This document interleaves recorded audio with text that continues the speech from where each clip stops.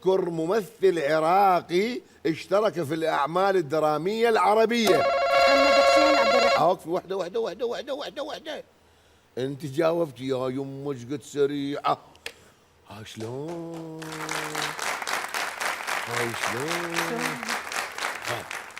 واحدة زين، كل زين حتى زين. انت اقدر اقول اسمك؟ لا تحكي، لا تفضحينا. بعدين كلها راح الاسماء كلها واحد. هسه محمد حسين عبد الرحيم قلتي؟ ايه. ها؟ ايه. خلينا نشوف موجود محمد حسين عبد الرحيم لو لا. لا، محمد حسين عبد الرحيم فنان كبير، ولكن أعمال العربية أعتقد يعني ما عنده مشاركة عربية، وإن كانت موجودة قليل.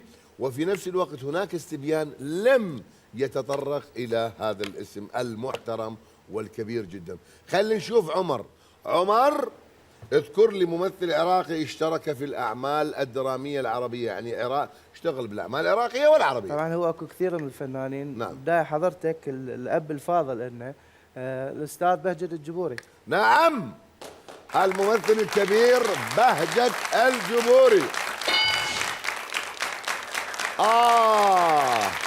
أفضل ثاني احتمال، وتحية لأبو هدى الفنان الكبير أخونا وأستاذنا بهجت الجبوري.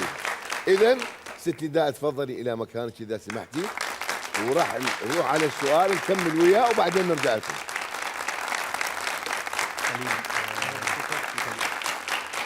السؤال هو السؤال يقول وجاوب عليه عمر بهجت الجبوري. يقول اذكر ممثل عراقي اشترك في الأعمال الدرامية العربية. الأستاذ جواد الشكرشي. جواد الشكرشي؟ نعم. هذا شيء. الشكرشي معروف عنده حلويات، محلات الحاج جواد الشكرشي وأولاده. جواد الشكرشي متأكد؟ نعم. مو خاف تغلط يا حظي. لا ما أغلط. أكيد. خلينا نشوف جواد الشكرشي.